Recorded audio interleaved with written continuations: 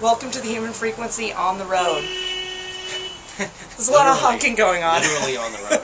And a lot of traffic. We're back in LA after 2 months of traveling, and we don't live in LA anymore, but it still feels like home to me. And there is a lot of traffic and noise today, but what else is new? Yeah. We got some updates for you guys, and doing a lot of work, and there's still a lot of noise around. So.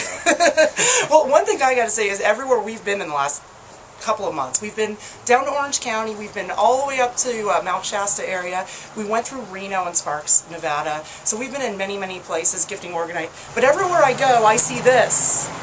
Mrs. Meyers soap. Okay, I'm going to read the ingredients list here. I hate this soap. Can't be anything good. This is the worst soap, okay? I can't stand it. It smells so strong, and I know it's fake stuff. Okay, I'm going to just begin here. Can you pronounce anything? Water. I can pronounce water. Okay, water. Coca propyl hydrosultane, sodium methyl 2 sulfolorate, glycerin, I think that's natural, Yeah. citrus lemon, limon.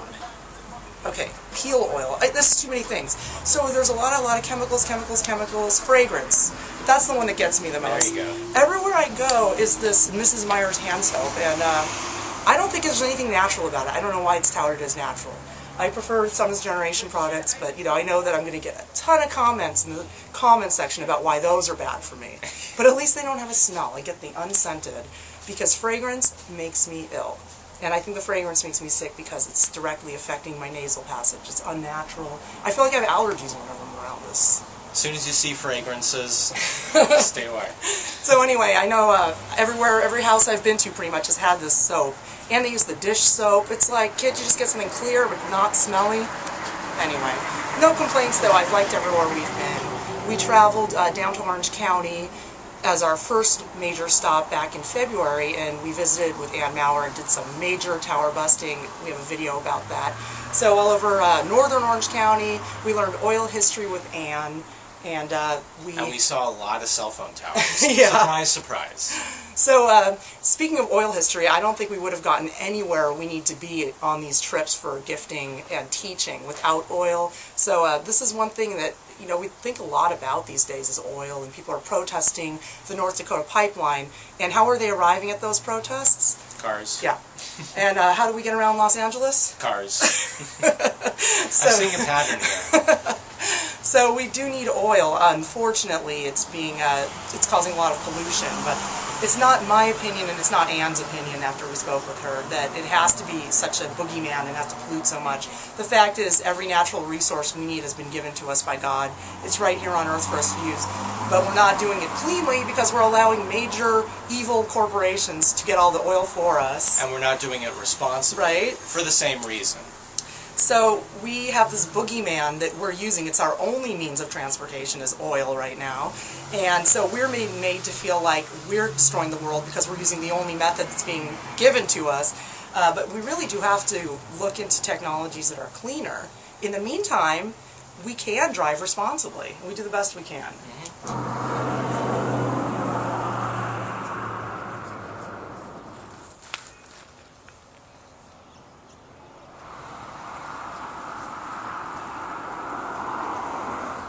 We're in downtown Yorba Linda. It's not at all what I expected. There's the Masonic Lodge. I guess you'll find one everywhere. It's very beautiful here. Orange trees, traditional California heritage. How long have you lived here in Yorba Linda?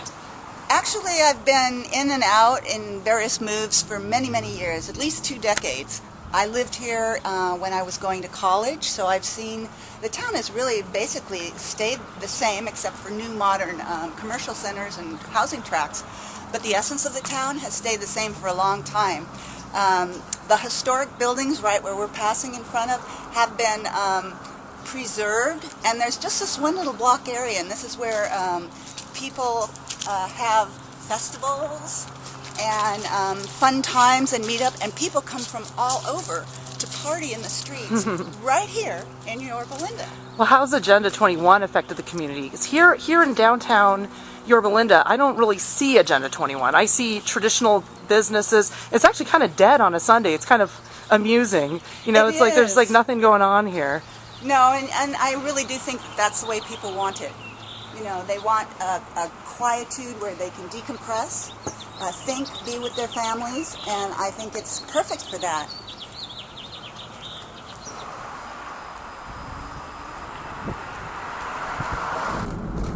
So we just saw some signs celebrating oil history here in Orange County.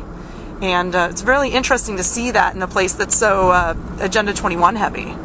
I know, and it's a really good dichotomy to catch on film and show the rest of the world. We've got these banners here in Brea, California, which is in North Orange County, just north of Disneyland. And here in Brea, we are celebrating 100 years of oil history, which is really significant.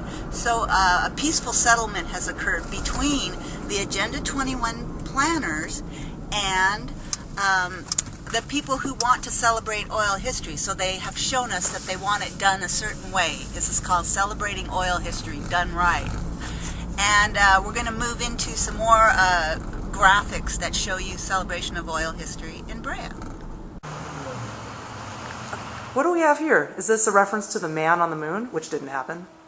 It looks like it is celebrating America's dominance in space in perhaps some fashion or another. I can't know. I wasn't on the design committee that when Kay Sanchez painted this mural in 1985. The year Gabe was born. The year Gabe was born. That's right. I'm very proud of that.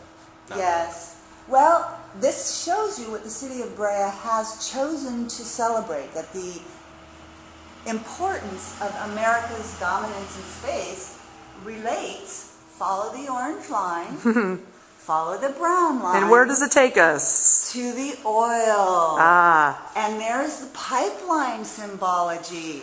The pipelines between the Brea oil fields helping man to go into outer space is a very important thing. M.J. Trumbull patented solid rocket fuel in 1924. And high-octane fuel, aviation fuel, boat fuel, and who knows fuel for what else, comes from places like Brea and Newhall that helps man do whatever man wants to do in the outer envelopes of our little planet. Well, Trader Joe's in Brea is the place to come if you want Tom Petty and organic mangoes. Not necessarily in that order. What do you think? I think so, and you can always count on 80s music here. But we're here at Trader Joe's in Brea, and there's actually some oil history being presented here as well. There is a mural here that portrays Brea's history. Well, it's a lovely panorama of Brea. And when we're going to go inside Trader Joe's, we're going to check out a mural about the oil history of the area. Good old Brea.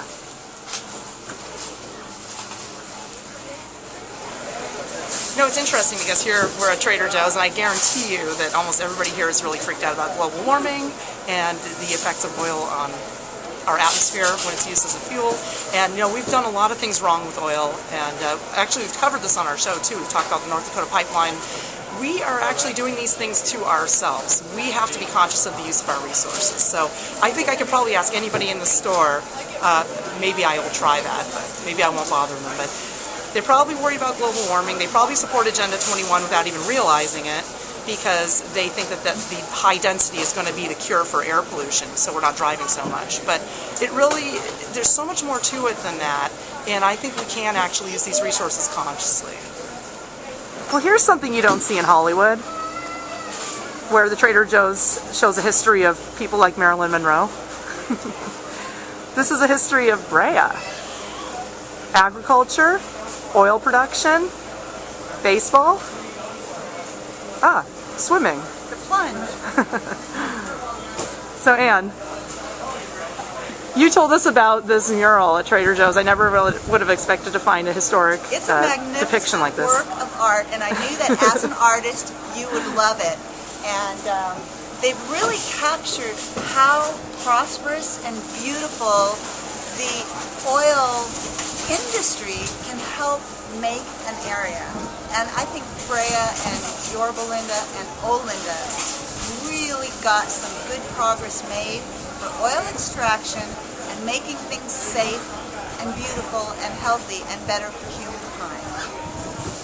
Well, it's interesting that you can have oil and still have a nice environment, because we're not really seeing that. So in your research, did you find that there were safer ways to extract oil and ways that we could use it that weren't going to just destroy the entire planet and the air and the earth? The importance of M.J. Trumbull and his peers was they filed so many patents that any of you can find online for many, many safe extraction methods, many, many healthy, clean ways to work with carbon energy, and not a lot of those patents got developed. A few did, and then a lot that were just more efficient, more contaminant, they got developed by people who were very greedy for profits. So, Ann, what is going on with this mural? This is a surprise. I've never stood here and actually looked at what it is. You know how your eyes pass it and don't see what's going on? Let's look at this from the standpoint of refining. You've got Trader Joe's coffee, right, as kind of an energy source, but you've also got an old boiler. That's an old boiler like we'll see at the Brea Museum. And you've got the spring water feeding water into the boiler. And then out the other side, this is just a fantasy, right?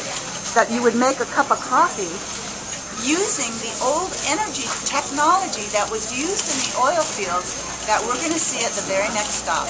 Well, a lot of people call coffee rocket fuel, and most coffee I've seen resembles crude oil, and I won't touch it. But I'm a coffee snob.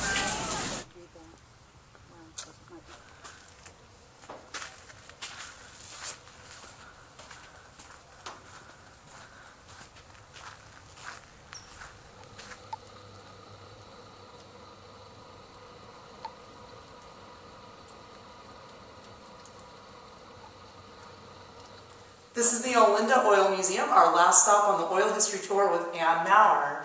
Ann, how did you stumble upon this very obscure and interesting location? Well, it was put in here with a housing tract. I believe that was built by Kaufman and Broad. But there's been a great desire to try and save the history of oil. And I was doing research for M.J. Trumbull, and I stumbled upon this, and I began conversations with people who actually lived on this land in the time, well, not in the time of Trumbull, but they were born on this land just after the time of M.J. Trumbull working here in 1905. Oh, that's awesome. So I really love small museums like this. I mean, we have a few of these things in Southern California, and I really appreciate seeing this history that you really don't get anywhere. Can you tell me a little bit more about how have things changed since these times when it was Olinda? We started out here where it was an oil town to begin with, right? It's called, yeah, an encampment, a settlement, an oil town. And they did all the things to get the mineral rights secured so that these companies that could even afford to come in and bring and haul this equipment in here could start to explore for oil. It's not like there was GPS that would allow you to just say, oh, okay, I know oil's right here. It didn't work that way. You had to really explore and dig and work with the land to know where it was. Once you found it and you brought equipment in to drill, get it out of the ground and transport it, you were on your way to multi-millions, like in 1915. And that's why the city of Brea starts being affluent at an extraordinary level in 1915. So we were looking around at the hillsides in the neighborhood. I'm wondering, is there any damage that's been done through the oil extraction here? I mean, how is the land faring? Are people able to build houses and live safely? Definitely so. This is probably one of the best examples on Earth of land going through heavy oil and gas and shale extraction and being done relatively well with these people that have survived to tell us the story 2, 3, 4 generations deep. And now today we see people living on the land that was heavily drilled and extracted, and drilling is still going on safely, and the people are living in very clean homes, and actually the contaminants are monitored more heavily here than any other ordinary place you might move to. Well, that's kind of encouraging, because we've heard a lot of terrible things about oil in the last few years, and I mean, in my whole lifetime, it's been kind of a boogeyman. We all drive cars, let's face it, it's part of our lives, so I think that the thing we need to do is learn to use it consciously and be able to extract it without harming the environment.